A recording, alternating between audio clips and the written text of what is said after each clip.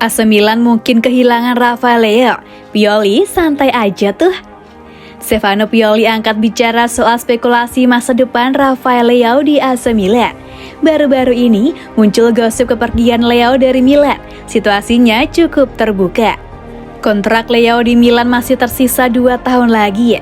Dia jadi salah satu bagian penting skuad Milan dalam perjalanan menuju juara Serie A 2021-22 lalu dengan torehan 14 gol dan 12 assist. Nama Leao pun disebut masuk dalam radar Chelsea di bursa transfer musim panas ini. Kabarnya Thomas Tuchel cukup tertarik dengan potensi Leao sebagai winger. Bahkan kabarnya negosiasi antara pihak Chelsea dan pihak Leao sedang berlangsung. Lantas, apa rencana Milan? Kehilangan Leao tentu bakal merugikan Milan. Musim lalu, penyerang Portugal itu terbukti bisa diandalkan membantu tim di lapangan. Biar begitu, Stefano Pioli tidak terdengar panik. Dia tahu bahwa saat ini, pihak klub sedang menyiapkan kontrak baru untuk Leao, bisa sampai tahun 2027. Jika dia bisa mempertahankan levelnya, tentu saja kontrak baru. Jika tidak, ada Rebic dalam tim, kata Pioli.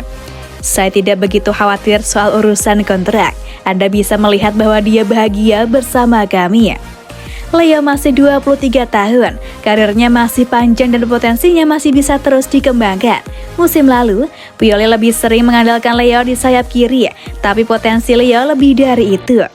Bicara soal potensi, dia adalah seorang juara, dia punya kekuatan untuk berduel dan bisa melompat cukup tinggi.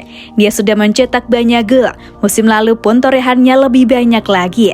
Lanjut Pioli. Dia sudah mengembangkan kemampuan bergerak tanpa bola. Sekarang dia harus belajar masuk kotak penalti lawan dengan lebih baik. Tandasnya.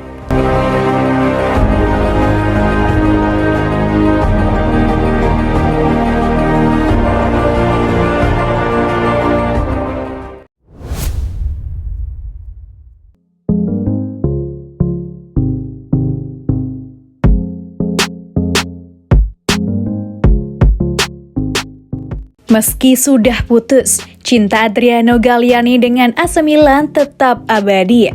Mantan petinggi klub Liga Italia Serie A AC Milan Adriano Galliani mengaku cintanya terhadap Rossoneri akan selalu abadi meski sudah tak berada di klub tersebut. Adriano Galliani tampaknya belum bisa melupakan kenangan 31 tahunnya bersama Milan. Sebagaimana diketahui, Adriano Galliani memutuskan untuk menjual AC Milan pada 2017 yang lalu. Kini, dirinya bersama dengan Silvio Berlusconi bersama-sama menjadi pemilik klub AC Monza. Adriano Galliani membeli AC Monza pada tahun 2018 yang lalu. Hingga saat ini ia masih menduduki posisi penting di klub berjuluk Ibagai itu. Kendati sudah tidak bersama AC Milan, Adriano Galliani tampaknya masih kerap terjebak kenangan-kenangan masa lalunya. Dilansir dari Milan News, Galliani bahkan benar-benar tak bisa melupakan kesuksesan apa yang sudah ia raih bersama klub berjuluk I Rossoneri tersebut. Dari San Siro, Katedral Monza terlalu lama. Kasih sayang saya untuk Milan tidak berubah. Saya masih sangat bersuka cita, bahkan mungkin terlalu banyak, ujar Adriano Galliani. Saya akan bertahan di tempat biasa saya di San Siro. Saya penggemar Monza dan Milan karena 31 tahun Milan tidak bisa dilupakan. Lanjutnya, saya selalu mengirim 3 hati kecil kepada teman-teman saya di WhatsApp. 1 putih, 1 merah, dan 1 hitam. Minggu dia berada di San Siro untuk Milan Napoli. Rossoneri tidak pantas kalah, tutup mantan petinggi AC Milan tersebut. AC Milan kini tengah berada dalam masa jeda internasional. Kendati begitu, Stefano Pioli sudah ditunggu tugas berat untuk menghadapi lawan-lawan seperti Chelsea dan Juventus. Berada pada masa jeda internasional, persiapan matang dan membenahi pekerjaan rumah AC Milan adalah tugas wajib bagi Stefano Pioli. Bagaimana tidak, jika tidak melakukan kewajiban tersebut, AC Milan harus siap-siap terpontang-panting dalam menghadapi lawan mereka selanjutnya, yakni Chelsea dan Juventus. AC Milan dijadwalkan menghadapi Chelsea 2 kali dalam lanjutan Liga Champions 2022-23. Pertama laga akan digelar pada 5 Oktober 2022 dan yang kedua pada 12 Oktober.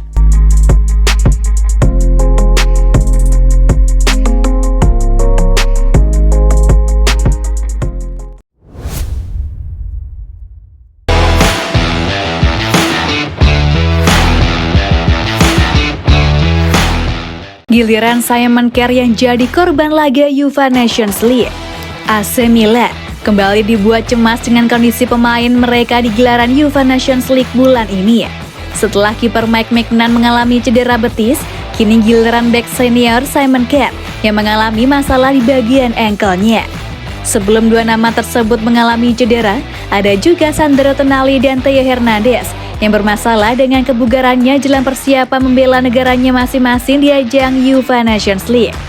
Bedanya adalah Tonali dan Hernandez mengalami cedera di sesi latihan tim nasional mereka, sehingga bisa dipulangkan ke klub lebih cepat. Sementara untuk Maignan dan Kjær, keduanya mengalami cedera saat turun di pertandingan resmi bersama negaranya masing-masing. Untuk Mike Maignan, kiper asal Prancis itu harus dipulangkan lebih dulu ke Milanello setelah mengalami cedera betis di laga Prancis versus Austria 23 September. Dilaporkan oleh Le Parisien, Maignan disebut harus menepi selama 1 bulan dan ini jelas merupakan kerugian besar bagi AC Milan. Derita Milan belum berhenti sampai di situ. Setelah Maignan mengalami cedera, giliran Simon Kjær yang ikut-ikutan masuk meja perawatan. Bek berusia 33 tahun itu mengalami masalah di bagian ankle-nya saat timnas Denmark keok 1-2 di tangan Kroasia. Kendati begitu, Kjær tidak langsung dipulangkan oleh timnas Denmark ke Milanello.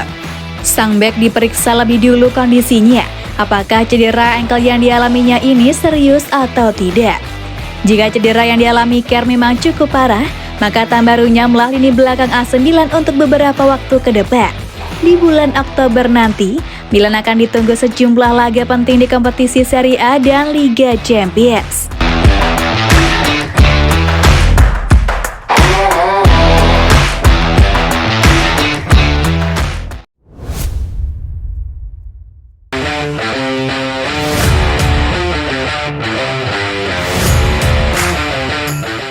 Diterpa badai cedera, AC Milan masih punya kartu as pertahankan Scudetto usai Piala Dunia 2022. Klub Liga Italia AC Milan masih punya kartu as dalam diri Zlatan Ibrahimovic guna mempertahankan Scudetto selesai Piala Dunia 2022 rampung. Sebelumnya, AC Milan bisa dibilang tengah mengalami kemalangan sebab kehilangan Mike Maignan dan Sandro Tonali. Tentu hal ini membuat pelatih Rossoneri Stefano Pioli pusing 7 keliling dengan badai cedera yang melanda timnya usai jeda internasional berakhir. Dilansir dari Milan News, Mike Maignan turun sebagai pemain utama dalam laga UEFA Nations League antara timnas Prancis versus Austria. Maignan mengambil tempat kiper utama timnas Prancis menggantikan Hugo Lloris yang tak dipanggil oleh pelatih timnas Prancis Didier Deschamps karena cedera masalah betis. Hal ini tentu akan memberikan masalah bagi AC Milan yang kini tengah diisi oleh David Calabria yang meminta istirahat karena kelelahan dan Theo Hernandez yang juga mendapatkan cedera. Kendati demikian, AC Milan dirasa tidak perlu terlalu cemas sebab mereka masih menyimpan kartu as dalam diri Zlatan Ibrahimovic setelah Piala Dunia 2022 berakhir bulan Desember nanti. Dilansir dari Sempre Milan, AC Milan menantikan kembalinya Zlatan Ibrahimovic yang bisa menjadi pemain penentu dalam upaya mempertahankan Scudetto dan melangkah lebih jauh di Liga Champions. Zlatan Ibrahimovic telah absen sejak akhir musim 2021-22 setelah pria berusia 40 tahun itu memilih untuk menjalani operasi pada lututnya sehingga membuatnya absen hingga awal tahun depan. Banyak yang percaya waktu pemulihannya bisa mengakhiri hari-harinya bermain, tetapi dia malah menandatangani kontrak baru dan telah berulang kali menekankan tekad untuk kembali berumput. Milan mungkin tidak memiliki pemain asal Swedia itu di lapangan saat ini, namun Ibrahimovic terus membuat kehadirannya terasa dengan cara lain. Ibra meminta rekan satu timnya untuk menyalurkan keyakinan dan mentalitas yang dia bantu berikan dalam situasi di mana dia tidak bisa keluar dari sana sendiri. Pemain berpengalaman lainnya seperti Kjær, Florenzi, dan Giroud tentu juga membantu, tapi karisma Zlatan itu terbilang unik. Pemain muda AC Milan Rafael Leao juga merasakan dampak mempunyai Ibrahimovic di timnya sendiri. Zlatan adalah contoh. Dia mengajari saya pentingnya bertanya untuk selalu tetap fokus, bahkan di luar lapangan. Kami berbicara kapanpun kami bisa, bukan sebagai profesional atau kolega, tetapi sebagai seorang pria, tutur Leao. Dampak positif yang diberikan Zlatan Ibrahimovic turut dirasakan oleh Pierre Kalulu yang mengungkapkan bagaimana memiliki sang pemain di ruang ganti. Awalnya dia impresif karena saya dahulu main menggunakannya di PlayStation. Kemudian Anda menyadari bahwa jika dia masih di level ini karena dia bekerja keras setiap hari.